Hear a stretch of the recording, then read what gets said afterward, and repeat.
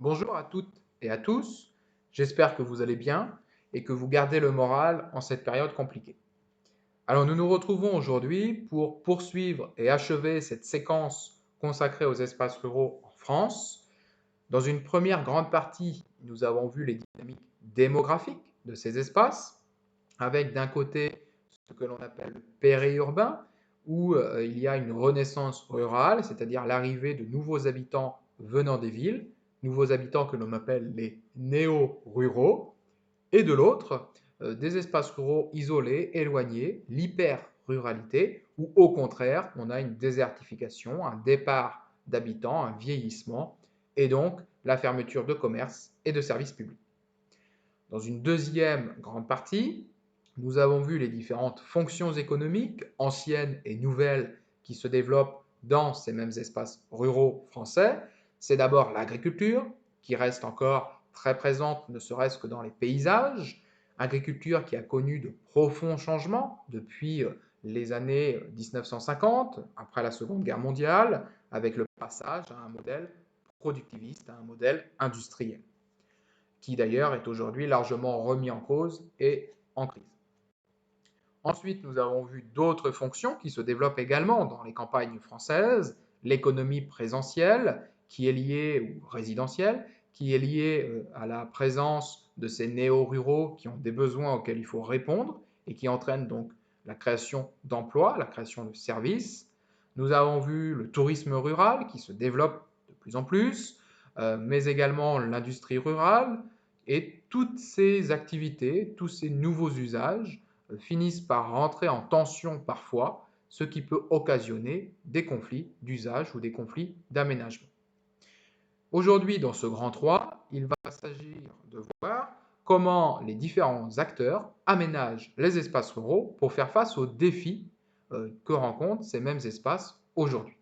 Vous pouvez noter le titre du grand 3, des espaces ruraux qui font l'objet de politiques d'aménagement. Vous notez directement que les espaces ruraux font l'objet de politiques d'aménagement qui répondent à plusieurs enjeux, plusieurs défis. En géographie, la notion d'enjeu est à comprendre dans le sens de défi. Premier défi, premier enjeu, valoriser et soutenir l'agriculture. Je vous l'ai dit, l'agriculture productiviste est aujourd'hui en crise pour de multiples raisons et il va falloir trouver un autre modèle finalement, une autre manière de faire. Deuxième enjeu, assurer l'équité territoriale. Alors, qu'est-ce que l'équité territoriale? C'est le fait d'assurer une égalité des chances sur chaque territoire. Autrement dit, assurer les mêmes conditions d'accès aux services et à l'emploi à tous les citoyens, où qu'ils habitent. Le problème, c'est qu'aujourd'hui, les territoires où on a accès facilement aux services et à l'emploi, ce sont les villes, les métropoles, et à l'inverse, les territoires ruraux, qui sont les plus isolés, n'ont pas les mêmes chances.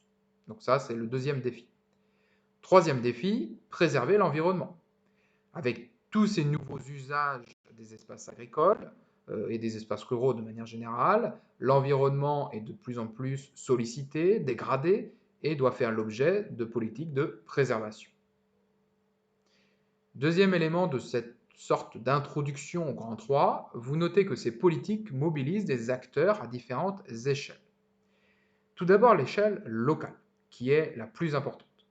À l'échelle locale, on trouve les habitants, les entreprises, les associations, les collectivités territoriales, que sont les communes, les départements ou les régions, et ce sont eux qui, principalement, aménagent ces territoires ruraux, sont force de projet, font preuve d'initiative. Deuxième catégorie d'acteurs, cette fois-ci on passe à l'échelle nationale et européenne, ce sont l'État et l'Union européenne. Alors avant de commencer ce grand 3, le plan que j'ai indiqué sur le tableau de début de séquence, je ne le suivrai pas, je l'ai modifié pour qu'il ait plus de sens. Donc nous allons avoir un point A, B et C qui sont différents de ce que vous avez dans le tableau de début de séquence. Nous commençons tout de suite avec le grand A, valoriser et soutenir l'agriculture. Point 1, argument premier, si vous voulez, moderniser l'agriculture. Alors, l'agriculture française si on remonte après la Seconde Guerre mondiale, il a fallu la moderniser, la rendre plus compétitive pour produire plus, pour faire face aux besoins alimentaires des Français. Pour cela, la France a largement bénéficié et bénéficie encore aujourd'hui énormément d'une politique européenne que vous avez dû voir d'ailleurs dans l'étude de documents que vous aviez à faire pour aujourd'hui. C'était le document 5, page 211. Il s'agit de la PAC, autrement dit la politique agricole commune. C'est quoi? Ce sont des aides financières qui sont directement données aux agriculteurs français pour moderniser leurs exploitations et donc pour les aider à produire plus. La France, encore aujourd'hui, est la première bénéficiaire dans l'Union européenne de cette politique. On le voit sur ce graphique à droite, la France, qui est ici, en 2015, a bénéficié de presque 9 milliards d'euros d'aide pour moderniser son agriculture. Le problème, c'est que cette aide est largement remise en cause aujourd'hui. Pourquoi? Parce qu'elle a permis à la France de développer une agriculture productiviste. Or, vous le savez, l'agriculture productiviste aujourd'hui est largement remise en cause pour des raisons environnementales, sociales, éthiques, etc. Mais elle est aussi remise en cause, cette aide, parce qu'en fait, elle a été surtout versée aux plus grandes exploitations, au détriment des plus petites et au détriment de l'environnement. Vous pouvez donc noter, juste après le petit 1, que l'UE, l'Union européenne, soutient l'agriculture française pour résister à la concurrence mondiale en accordant des aides financières directes aux agriculteurs avec la politique agricole commune, la PAC. Créée dans les années 1960, la France en est la première bénéficiaire.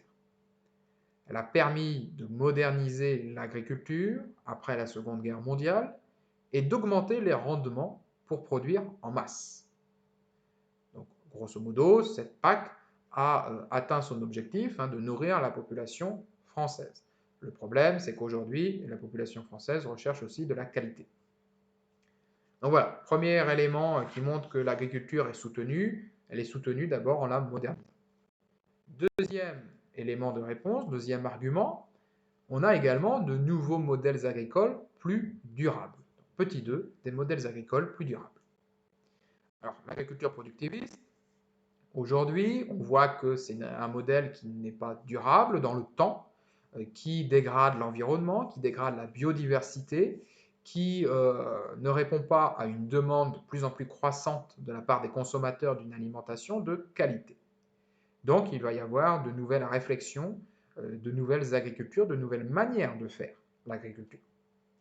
Vous notez donc qu'afin de préserver l'environnement et la biodiversité, et de fournir une alimentation de qualité recherchée par les consommateurs, de nouveaux modèles agricoles apparaissent. 2 points. Premier modèle agricole, c'est ce qu'on appelle l'agriculture raisonnée. L'agriculture raisonnée, c'est une agriculture qui se situe entre l'agriculture productiviste, qui utilise énormément de pesticides, d'intrants chimiques, d'engrais, etc., et l'agriculture biologique, qui n'en utilise pas du tout. L'agriculture raisonnée, comme son nom l'indique, c'est une utilisation limitée de pesticides, d'insecticides, d'herbicides. Grâce à quoi? Grâce en fait aux nouvelles technologies qui existent aujourd'hui et qui se développent, les satellites, les drones, les GPS. Le but, c'est d'utiliser moins de pesticides, mais pour autant, il ne s'agit pas de faire baisser la production. Comment ça se passe? Prenons par exemple un champ de blé. Dans un champ de blé, suivant les différentes parties de ce champ, de cette parcelle, vous n'avez normalement pas besoin de mettre la même dose d'engrais, de pesticides, d'herbicides, etc. Ça, l'agriculteur ne peut pas nécessairement le savoir tout seul. Donc ce qui se passait jusqu'à présent avec l'agriculture productiviste, c'est que l'agriculteur dans le champ répandait partout la même dose de pesticides, etc.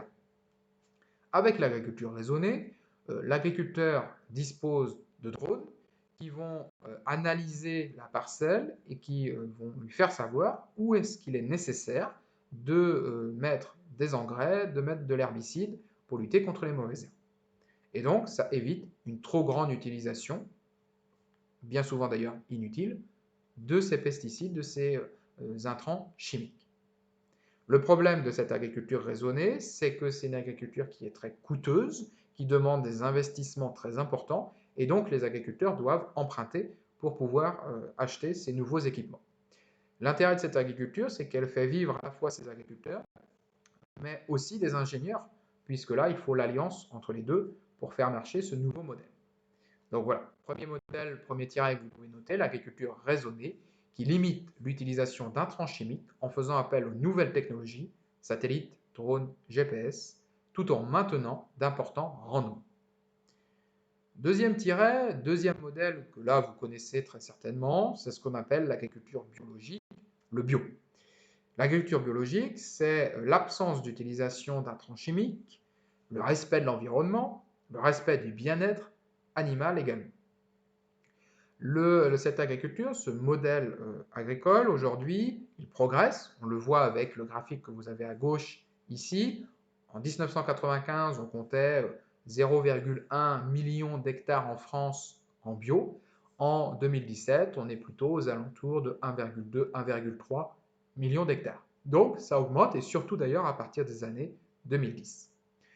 Toutefois, cette agriculture bio, elle reste quand même minoritaire, c'est 7,5% des terres agricoles seulement, et surtout, elle ne progresse pas partout de la même manière.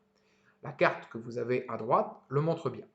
Vous avez une agriculture biologique très présente dans le sud-est, dans l'ouest, mais très peu présente ailleurs, et très peu présente notamment dans le nord. Si on prend la Picardie, 2% seulement des terres agricoles sont converties au bio. Vous pouvez donc noter comme trace écrite, deuxième tiret, l'agriculture biologique, qui n'utilise pas d'intrants chimiques, respectueuse de l'environnement et du bien-être animal. L'Union européenne accorde des financements aux agriculteurs qui se convertissent au bio. 7,5% des terres agricoles sont donc concernées, mais elles progressent notamment dans le sud-est et dans l'ouest. Voilà, donc nous venons de voir deux modèles agricoles qui montrent bien que les crises de l'agriculture actuelle amènent donc à de nouvelles manières de faire de l'agriculture. Même si aujourd'hui, vous l'avez compris, l'agriculture productiviste reste majoritaire. Nous passons au troisième argument, donc troisième argument qui montre que l'agriculture est aujourd'hui ménagée, encouragée, valorisée. Petit 3, mettre en valeur les produits du terroir. On l'a vu dans l'agriculture productiviste, une des remises en cause, c'est le fait qu'elle n'assure pas aux agriculteurs un revenu décent, un revenu suffisant. Dans ce cas, les agriculteurs vont créer de nouvelles manières de faire là aussi pour essayer de finalement vivre de leur métier. Vous notez donc directement après le petit 3 qu'afin de s'assurer des revenus décents, les agriculteurs s'associent. 2 points. Premier élément que vous avez vu dans l'étude de documents que vous aviez à faire pour aujourd'hui, sur les initiatives locales et européennes, vous avez dû voir ce document, qui est le document 2, page 210 de votre manuel, qui est une brochure qui montre une association de producteurs de vins catalans, donc là on est dans le sud-ouest de la France, du côté de Perpignan, qui s'associent pour promouvoir leur production, aussi bien en France qu'à l'international. Le but, c'est de s'associer pour être plus fort, s'associer pour mettre en commun des moyens. Et donc davantage vendre à l'international, davantage exporter. Alors cet exemple, on ne le retiendra pas, on va plutôt s'intéresser à un autre document de votre étude de documents, qui est le document 4, qui est cette carte. Là, on est sur les côtes du Rhône, donc dans l'est de la France, et l'intérêt de ce document, vous avez dû le noter, c'est le fait de montrer les différents labels, les différents produits labellisés de cette région française. En fait, de nombreux producteurs aujourd'hui demandent et obtiennent des labels de qualité. Le but, c'est de mettre en valeur les produits de leur terroir, donc d'un territoire particulier, exceptionnel. Ce sont notamment les labels AOC, AOP, label rouge pour la viande, ou encore AB pour l'agriculture biologique. Pour obtenir ces labels, il faut faire une demande auprès d'organismes spécialisés, agréés, et il faut que votre produit réponde à un cahier des charges très strict c'est-à-dire à des critères précis. Alors l'intérêt en fait de ces labels, c'est que pour l'agriculteur, pour le producteur, cela permet de distinguer certains produits des produits de l'industrie agroalimentaire fabriqués en usine. Ces labels sur l'origine doivent également permettre d'éviter les tentatives de reproduction illicite. Je prends l'exemple du camembert de Normandie. Le camembert de Normandie doit répondre à un cahier des charges très strict, il doit venir d'une certaine région, être fabriqué d'une certaine manière. Or, avant l'existence d'un label pour ce produit-là, pour ce fromage, eh bien, n'importe qui pouvait produire du fromage et l'appeler camembert de Normandie. Aujourd'hui, dans les magasins, le vrai camembert de Normandie possède ce label de qualité. Vous le voyez ici, en bas du diaporama. Donc le camembert de Normandie, ici vous avez la pastille qui correspond au label appellation d'origine protégée, donc le label AOP.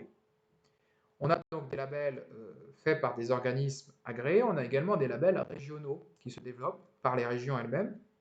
C'est le cas de ce label produit en Bretagne, que vous avez peut-être déjà vu sur certains produits. L'idée, c'est d'encourager les consommateurs à acheter des produits régionaux. Vous pouvez donc noter, en guise de trace écrite, ce sera notre premier tiret de cette liste.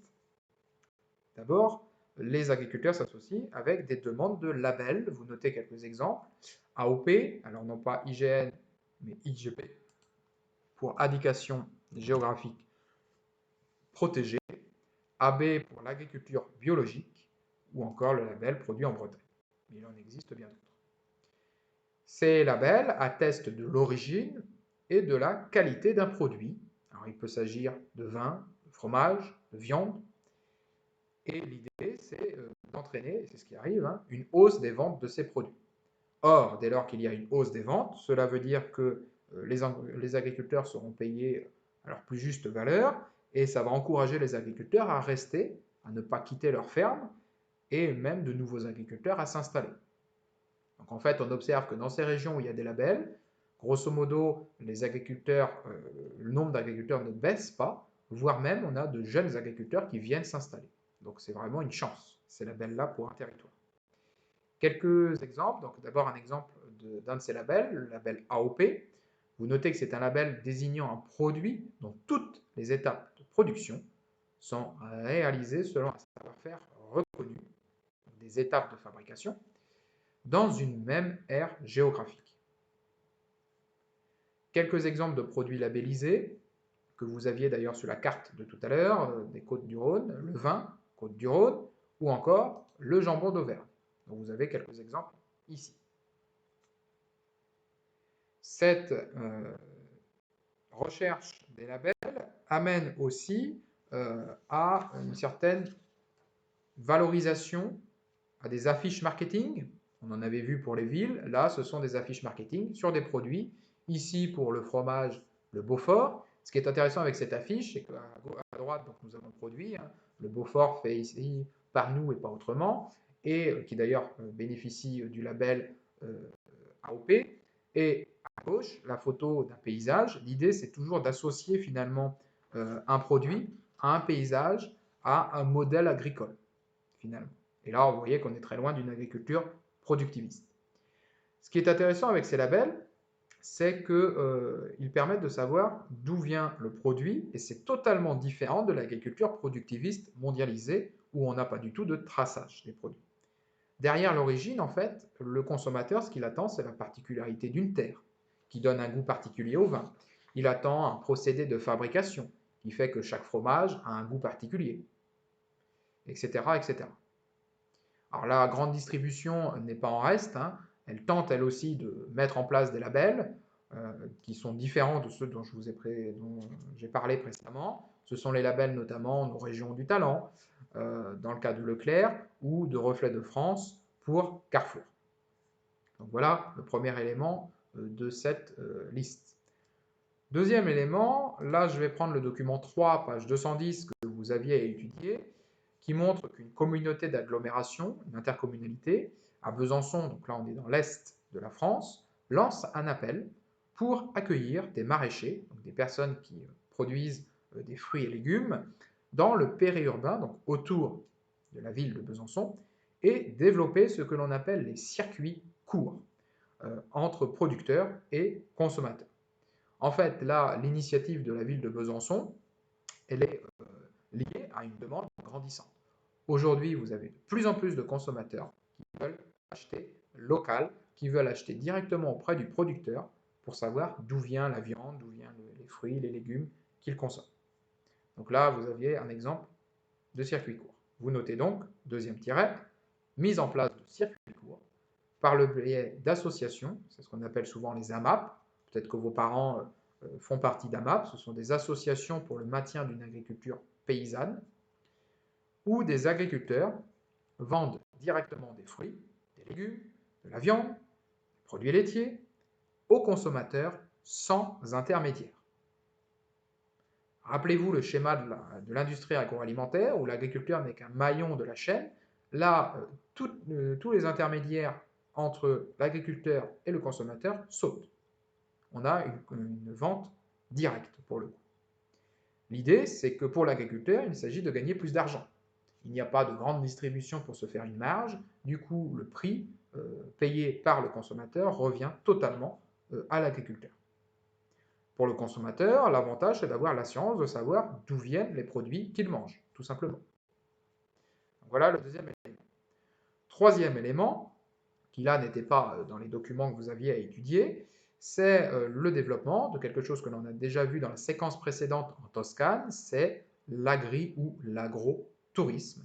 C'est-à-dire le fait que l'on ait des agriculteurs qui développent une activité en plus de l'agriculture, le tourisme, avec l'accueil de touristes, dans des gîtes ruraux, des chambres d'hôtes à la ferme. Là, vous avez une image promotionnelle d'une ferme rénovée dans le sud de la France, à destination justement de touristes, avec des espaces verts préservés tout autour. Ces touristes, ils sont attirés par les paysages, c'est le cas notamment du tourisme lié aux champs de lavande dans le sud de la France. Ils sont attirés également par les produits locaux. Bien souvent, ces touristes dans les champs de lavande repartent avec des sachets de lavande, ou ils sont attirés tout simplement par la vie à la ferme, par le côté un peu bucolique de cette vie. Vous pouvez donc noter, dernier tiret, l'accueil par les agriculteurs de touristes dans des gîtes ruraux ou chambres d'hôtes à la ferme. Ces touristes sont attirés par les paysages, les produits locaux ou la vie à la ferme. Et surtout, cette activité, c'est un complément de revenus pour les agriculteurs. C'est ce qu'on appelle l'agro-tourisme. N'hésitez pas à mettre sur pause pour bien avoir le temps de prendre en note l'ensemble de la trace écrite. Alors toutefois, cet agrotourisme, il reste encore extrêmement limité. Ici, vous avez la carte des exploitations qui développent au moins une activité para-agricole, c'est-à-dire en rapport, mais pas directement lié à l'agriculture par région en 2018. On voit que c'est essentiellement dans l'Ouest, Normandie, Pays de la Loire, Bretagne, et en Corse, que l'on a ce genre d'activité. Donc ça reste encore limité. Nous avons donc fini ce grand A, où on a vu les différents moyens pour valoriser, pour soutenir l'agriculture. Nous allons passer maintenant au point B, deuxième enjeu des espaces agricoles français, assurer l'équité territoriale. Vous notez directement que la politique d'aménagement dans les espaces ruraux a pour objectif l'équité territoriale, c'est-à-dire assurer les mêmes services à tous les citoyens où qu'ils habitent. Premier moyen de faire, petit 1, désenclaver les territoires ruraux. Avant de noter la trace écrite de ce point 1, qu'est-ce que c'est l'enclavement? C'est une région enclavée, c'est une région qui ne dispose pas d'infrastructures de transport suffisantes et qui donc se trouve isolée de tout. Vous allez dans le centre de la France, c'est notamment le cas. Vous pouvez donc noter que le principal handicap au développement des territoires ruraux, quand je vous dis développement des territoires ruraux, c'est-à-dire ce qui empêche l'arrivée de nouveaux habitants, l'arrivée d'entreprises, c'est leur enclavement. Vous pouvez noter entre parenthèses de quoi il s'agit. Donc l'absence d'infrastructures de transport, des routes, des chemins de fer, etc. Ce qui a entraîné que l'État à financer l'amélioration de l'accessibilité de certaines régions. Donc l'État a en fait financé des routes, notamment des autoroutes, dans ces territoires-là. Avant de noter l'exemple, je vous le présente juste ici avec cette image, avec cette carte. Donc l'autoroute A75 qui relie Clermont-Ferrand, donc là on est en plein centre de la France, à Béziers au sud. L'idée, c'est, en créant une autoroute, d'inciter, d'encourager des entreprises à aller s'installer. Pourquoi? Parce qu'une entreprise aura toujours tendance à s'installer à proximité d'une voie de communication majeure, et là, notamment une autoroute. Donc vous pouvez noter l'exemple de l'A75 qui dessert le Massif central, qui jusque-là n'avait pas d'axe routier majeur. Voilà, premier problème, c'est cet enclavement géographique. Aujourd'hui, les nouvelles technologies font que les territoires ruraux sont confrontés à un autre enclavement, à un nouveau type d'enclavement. C'est ce que l'on appelle la fracture numérique, c'est-à-dire le fait de ne pas posséder sur un territoire d'un réseau Internet ou mobile suffisant, voire pas du tout même de réseau. C'est ce qu'on appelle les zones blanches. Vous avez ici la carte que j'ai déjà utilisée par le passé de l'accès Internet en très haut débit. Aujourd'hui, 52% seulement des locaux, c'est-à-dire des habitations, des entreprises, etc., possèdent un débit supérieur à 30 mégabits par seconde, c'est-à-dire à du très haut débit. Et là, on était en 2017, ce qui est quand même très peu. On voit que certaines zones apparaissent de manière très claire sur cette carte. Ce sont des zones où on a moins de 25% des locaux qui ont le très haut débit. Et c'est surtout le cas, bien évidemment, des territoires ruraux les plus isolés. Alors là, c'est un problème. Comment voulez-vous qu'une entreprise ait envie de s'installer dans une région où l'accès à Internet est plus que limité? Donc, cette fracture numérique, c'est véritablement un enjeu. La réduction de cette fracture numérique est un enjeu. Vous pouvez donc noter qu'aujourd'hui, l'enjeu est de lutter contre la fracture numérique. Par exemple, l'État a mis en place ce qu'on appelle le plan France très haut débit. Emmanuel Macron, au moment où il est devenu président, a annoncé la réduction, voire la disparition de ces zones blanches. Normalement, d'ici 2022, donc d'ici la fin du quinquennat, 100% du territoire français doit être équipé en très haut débit. L'intérêt de cette politique, c'est de créer des emplois, bien évidemment, pour déployer le très haut débit, mais également de créer des emplois grâce au fait que l'on ait un bon réseau dans ces territoires-là. Vous pouvez noter que les territoires ruraux, avec un bon réseau Internet, peuvent accueillir des salariés faisant ce que l'on appelle du télétravail. Or, aujourd'hui, bon, vous le savez, avec le confinement, beaucoup de salariés, ceux qui le peuvent en tout cas, dans les domaines où c'est possible, font du télétravail. Et cela va terminer à durer jusqu'à la fin, sans doute, de l'épidémie. Vous notez donc qu'avec l'épidémie de Covid-19, le télétravail concerne un quart des salariés. Et ça, c'est véritablement important, parce que cela veut dire que si vous pouvez travailler depuis chez vous à la campagne, que vous n'avez plus besoin tous les jours de prendre votre voiture pour aller au travail en ville, cela va limiter les mobilités pendulaires et donc une bonne partie de la pollution. Donc, très certainement que, même si un quart des salariés ne seront pas concernés dans quelques années par le télétravail peut-être, mais de plus en plus de personnes, sans doute, le seront. Vous notez donc que le développement du télétravail permet de limiter les mobilités pendulaires et donc tout ce que ça occasionne, le coût du carburant ou encore le coût environnemental. Ce développement du télétravail peut d'ailleurs être une aubaine, un atout pour un territoire rural. Après tout, la majorité des salariés aujourd'hui préfèrent travailler dans un cadre au calme, à la campagne, plutôt qu'en ville. Donc certains territoires, je pense notamment en Normandie, là vous avez l'exemple de Saint-Pierre-Azif, qui développe des espaces de coworking. Donc là vous voyez qu'on est en pleine nature pour le coup, avec ces maisons paysannes traditionnelles normandes, pour accueillir justement des personnes qui travaillent en télétravail. Bien évidemment, encore une fois, c'est en fonction du secteur dans lequel vous travaillez.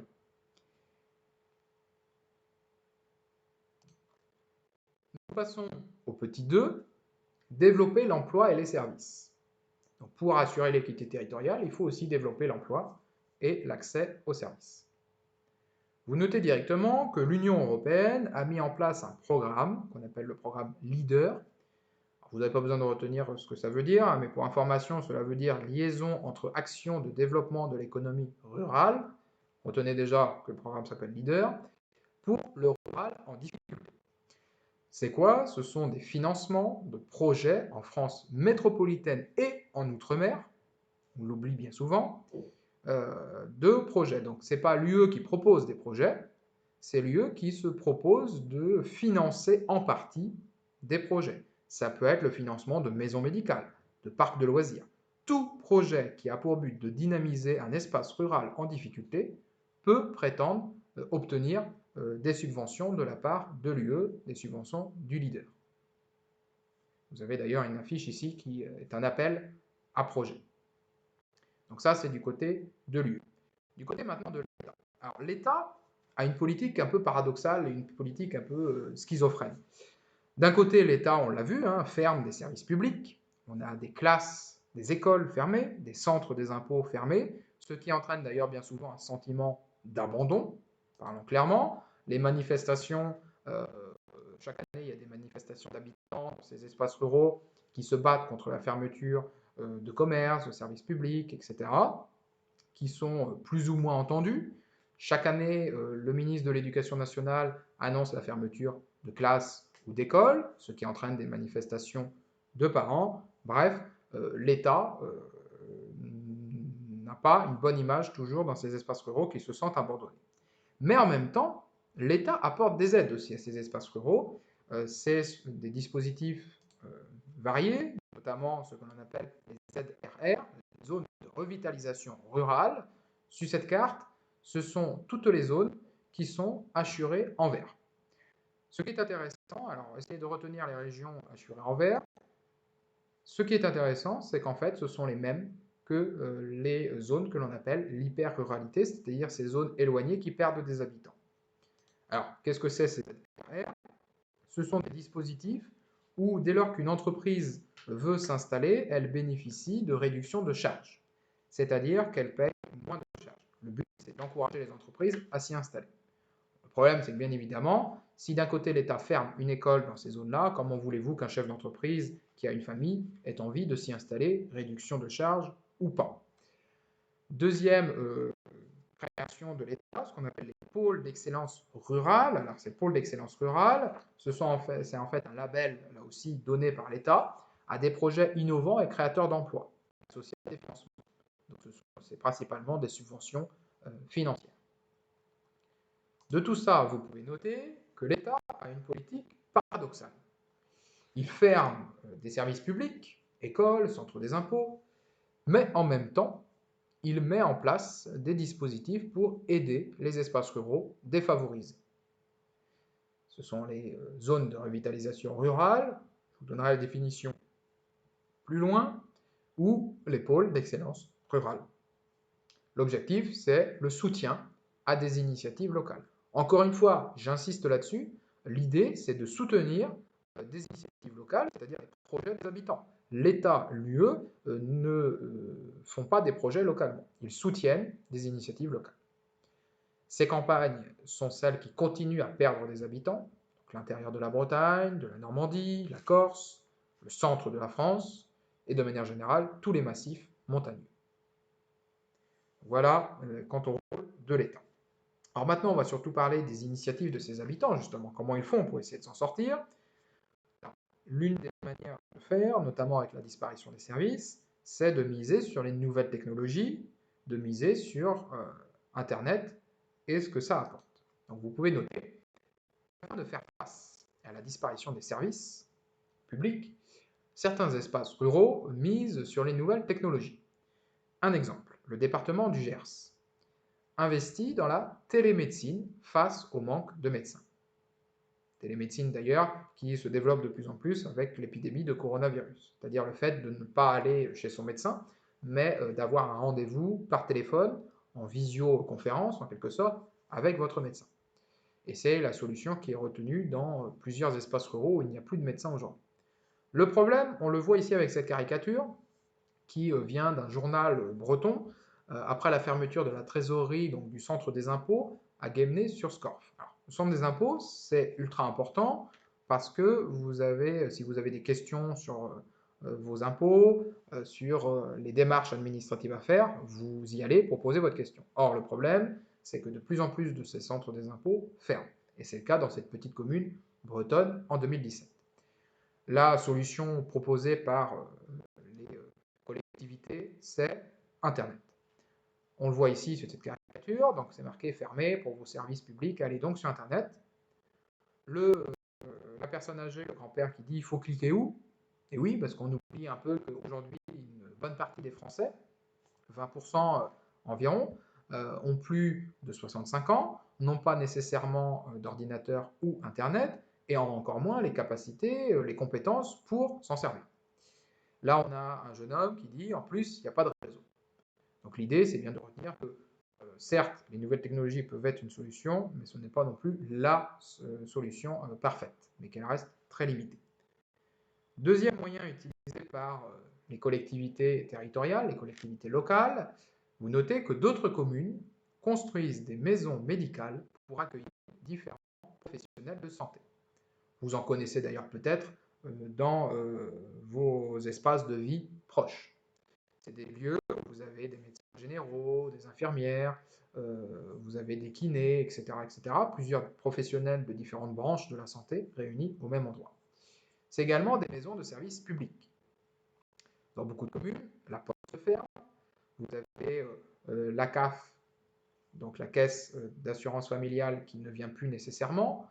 L'idée dans ces communes-là, c'est de créer un seul lieu, une seule infrastructure qui accueillerait, alors pas tous les jours, mais quelques jours dans le mois, des fonctionnaires de la Poste, de Pôle emploi, de l'assurance maladie, de la CAF, etc.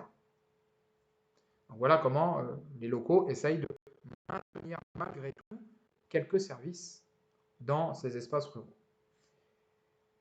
Autre possibilité, le tourisme rural. Alors, je vous en ai déjà parlé de cette chance pour les territoires ruraux. Il faut retenir, et vous le notez, le tourisme rural est toujours à l'origine une initiative des habitants. C'est-à-dire que ce n'est pas quelque chose d'imposé par l'État, mis en place par l'État, mais c'est toujours des habitants bénévoles qui d'abord s'y mettent, créent des lieux d'hébergement, des lieux d'activité. Initiative des habitants qui veulent mettre en valeur leur territoire. Ça peut être mise en valeur de l'histoire, du paysage, de la gastronomie, etc. Un exemple, qui est sans doute l'exemple le plus parfait, qui montre qu'un espace rural peut s'en sortir, peut créer de l'activité, c'est le Puy du Fou en Vendée, donc dans l'ouest de la France, qui a été créé à la fin des années 1970 par Philippe de Villiers, qui est un homme politique local, avec l'aide de bénévoles locaux. Ce parc, aujourd'hui, c'est le 3e parc à thème français, 2,3 millions de visiteurs en 2018, c'est des milliers d'emplois saisonniers directs et indirects, parce qu'il y a des personnes qui restent plusieurs jours, donc les hôtels, les restaurants aux alentours en profitent. C'est aussi des bénévoles locaux qui participent au spectacle le soir de la Cinécénie, pour ceux qui ont déjà été. Et c'est un parc qui met en valeur l'histoire locale de la Vendée, avec toutes les polémiques que ça peut créer d'ailleurs, mais aussi l'histoire de France. Donc on a bien un exemple là d'une initiative locale qui a réussi à dynamiser un espace rural, là la Vendée, qui était quand même particulièrement délaissé. Enfin, dernier élément de ce point B, dernier acteur, il ne faudrait pas oublier les associations, dont vous faites peut-être partie. Ces associations, vous le notez, nombreuses à la campagne, participent à l'attraction des communes en proposant des services directs dans les domaines sportifs, sociaux et culturels. Sportifs, ce sont des associations de foot, de tennis, des associations sociales, notamment des associations pour les personnes âgées, des associations d'aide aux plus démunis, associations culturelles, ça peut être des voyages organisés, etc.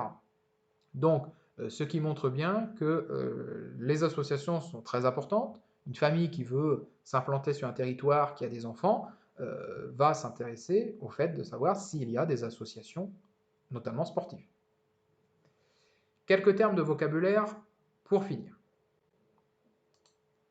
quelques notions. Alors, d'abord, la notion d'équité territoriale. Donc, assurer les mêmes conditions d'accès aux services publics et à l'emploi à l'ensemble des territoires.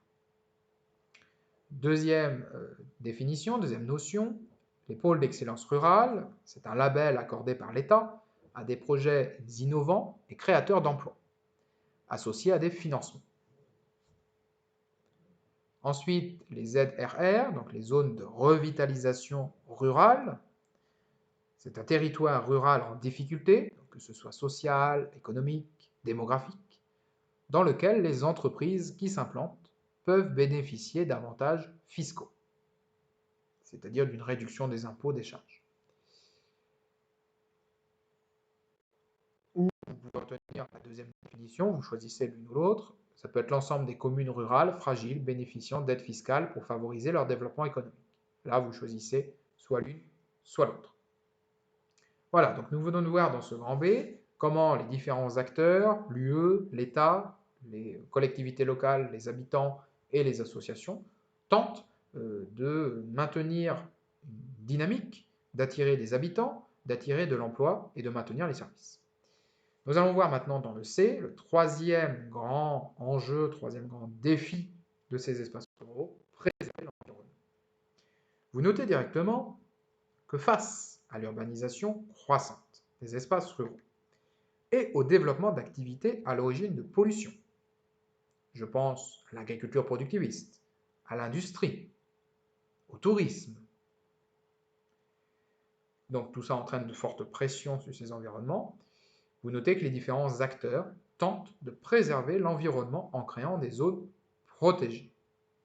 Et nous allons en voir deux dans un instant. Alors quelles sont ces zones? Ce sont souvent des zones qui sont sous la pression d'une dégradation possible ou en cours. Dans les grandes vallées fluviales, donc autour des fleuves. Les zones humides, qui abritent souvent une très grande biodiversité, le long des littoraux ou dans les zones de montagne. Vous avez ici la carte des zones protégées en France. Nous n'allons pas étudier tous les dispositifs parce que c'est un vrai millefeuille. Nous allons en étudier que deux. D'un côté, les parcs nationaux, de l'autre, les parcs naturels régionaux. Mais vous voyez qu'ici, quand même, on voit que de nombreux territoires aujourd'hui en France, surtout d'ailleurs des territoires de l'hyper-ruralité, donc les territoires les plus isolés, sont concernés par ces protections, mais également beaucoup le littoral.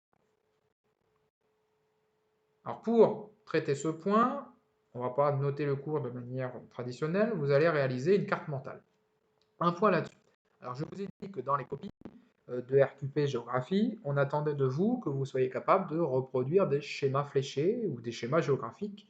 Les cartes mentales de ce type-là sont à éviter.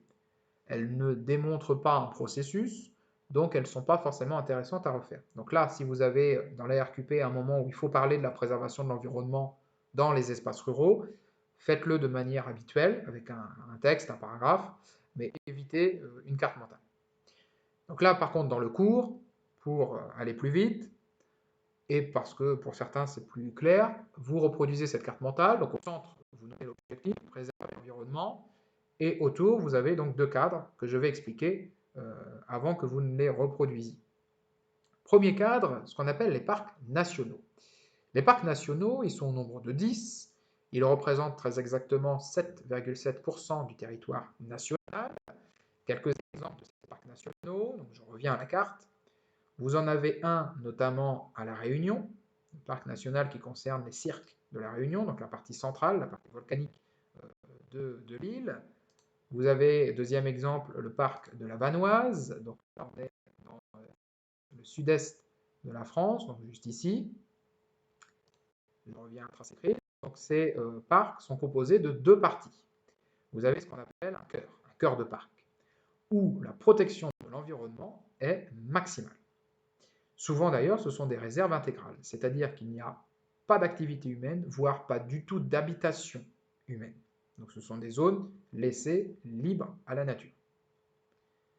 On a autour de ce cœur, donc ça c'est la zone au centre, autour de ce cœur, on a une zone plus ou moins grande, ce qu'on appelle la zone d'adhésion, à laquelle les communes proches peuvent adhérer, ou pas d'ailleurs, et où les activités sont strictement limitées.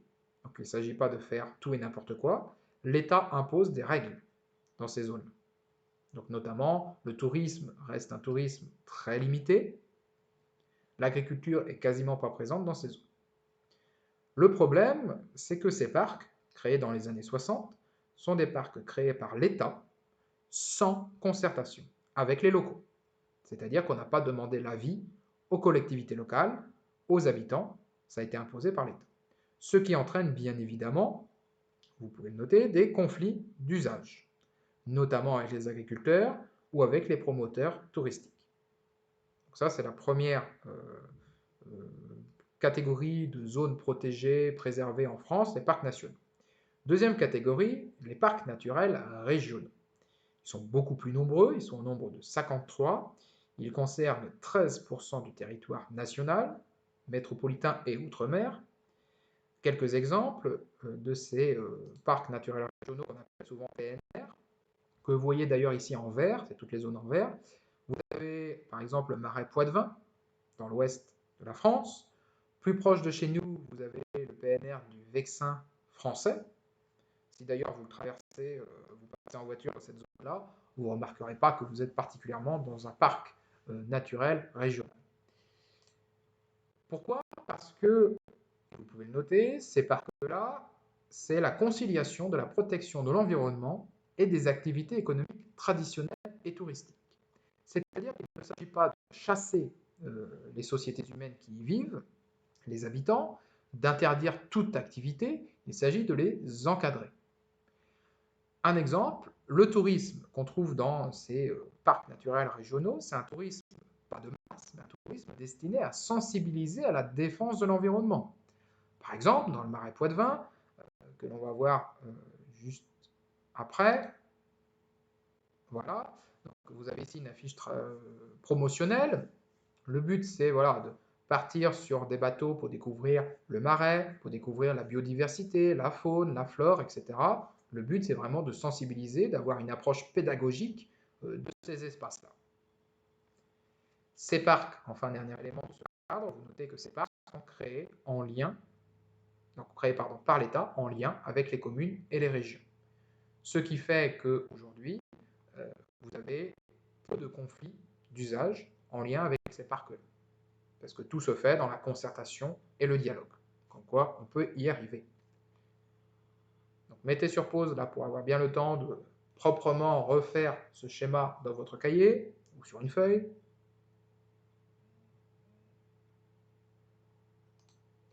Conclusion. Alors, conclusion, vous notez que les paysages et la biodiversité de ces espaces ruraux sont donc protégés et deviennent une forme de patrimoine vert. Jusque-là, je pense que le mot patrimoine, vous l'associez aux monuments, aux châteaux, aux églises, aux monuments du passé. Aujourd'hui, avec ces zones protégées, on voit la naissance d'un nouveau patrimoine, ce que l'on appelle le patrimoine vert. Et ce sera la conclusion de ce grand C. Donc on vient de voir là, les trois enjeux et comment acteurs locaux, acteurs nationaux et européens essayent de répondre à ces défis dans les espaces ruraux. Nous passons à présent à la conclusion, fin de cette séquence. Alors cette conclusion, je vais la faire sous la forme d'un schéma que l'on va faire progressivement et que je vais vous expliquer étape par étape. Parce qu'on a vu beaucoup de choses, ça peut être assez confus dans votre tête, et l'idée, ça va être de remettre un peu d'ordre là-dedans. Alors première partie de cette conclusion, alors là, vous aurez besoin de toute une page en format paysage. Première partie de cette conclusion, les dynamiques démographiques, économiques et sociales. Donc ça, vous le notez. Il y en a 4, en fait, grandes dynamiques, que l'on a vues tout au long de cette séquence. Donc vous allez faire un cadre pour chacune d'entre elles. La première, c'est la renaissance rurale dans le périurbain, donc qui entraîne une économie résidentielle et récréative. Alors attendez avant de le faire que je vous explique toutes les cases. Deuxième dynamique, la désertification des espaces ruraux isolés, c'est-à-dire les départs d'habitants et la fermeture de commerces et de services publics. Troisième dynamique, une agriculture productiviste en crise. Quatrième et dernière dynamique, le développement d'une industrie rurale. Donc là, vous pouvez mettre sur pause pour avoir le temps de recopier ces 4 dynamiques. Deuxième partie du schéma, les enjeux. Donc, en quoi ces dynamiques que l'on vient de voir créent des défis à relever. Premier enjeu, premier défi, vous notez, assurer l'équité territoriale. Deuxième défi, valoriser et soutenir l'agriculture. Troisième, les conflits d'usage et d'aménagement. Dernier défi, préserver l'environnement. Donc là, vous faites bien les 4 cercles ou 4 carrés, vous faites comme vous voulez. Pour les couleurs, c'est pareil. Et maintenant, on va relier les dynamiques pour montrer que certaines dynamiques entraînent des défis. Un exemple. La renaissance rurale dans le périurbain, qui entraîne une économie résidentielle et récréative. Ça va entraîner comme enjeu le fait d'assurer l'équité territoriale, pour ne pas laisser de côté des territoires qui sont laissés de côté par cette renaissance rurale. Ça entraîne aussi des conflits d'usage et d'aménagement, avec l'arrivée de néo-ruraux. Ensuite, la désertification des espaces ruraux isolés entraîne un défi, l'équité territoriale, puisque dans ces territoires-là, l'enjeu, ça va être d'essayer quand même de maintenir de l'emploi, des habitants et des services. L'agriculture productiviste en crise répond ou entraîne plutôt 3 enjeux. Il faut valoriser et soutenir l'agriculture, on l'a vu. Il faut aussi répondre au problème des conflits d'usage et d'aménagement. L'agriculture est une des fonctions qui occupe l'espace rural, et l'agriculture productiviste pose le problème de la préservation de l'environnement. Troisième flèche. Enfin, l'industrie rurale pose 2 défis, les conflits d'usage et d'aménagement, puisque c'est une activité en plus, et le défi de la préservation de l'environnement. J'espère que tout ça a été suffisamment clair pour vous. Avant que l'on passe à la 3e étape. Donc mettez bien sur pause là aussi pour avoir le temps de tout bien recopier.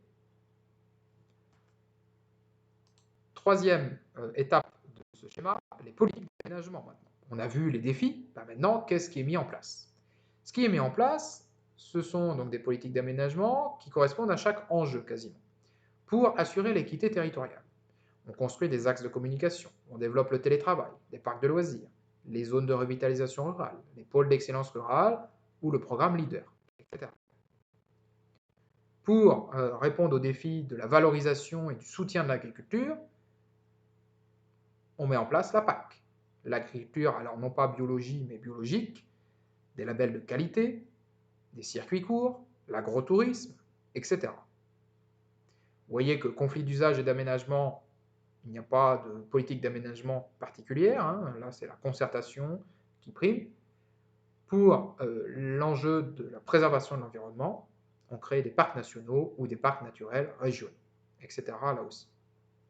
Donc voilà, cette conclusion sous forme de schéma doit vous permettre d'y voir plus clair dans tout ce méli-mélo de notions que l'on a pu voir dans ce chapitre. J'espère d'ailleurs que ce chapitre aura été suffisamment clair pour vous. Il est véritablement important parce qu'on voit bien que les espaces ruraux aujourd'hui prennent de plus en plus d'importance et en prendront encore davantage à l'avenir. Si vous avez des questions, vous n'hésitez surtout pas à me les poser, à me les envoyer par mail, soit sur l'ENT, soit sur l'autre adresse mail, sur Discord également, ou bien à venir le mercredi matin en classe virtuelle. Je vous rappelle que vous avez une classe virtuelle obligatoire le mercredi 13 mai. Les heures sont différentes selon les classes, donc là, surveillez vos mails. Cette classe virtuelle nous permettra de faire le point sur la méthode de la RQP de géographie qu'on n'a pas eu le temps de travailler, et ensuite je vous donnerai un exercice pratique avec une RQP, 2 sujets de RQP au choix, un sujet sur les espaces ruraux dans le monde, un sujet sur les espaces ruraux en France. L'idée, c'est que d'ici à la fin de l'année, vous ayez quand même déjà essayé, testé cette nouvelle méthode. Voilà, il me reste à vous souhaiter une bonne journée, bon courage à vous.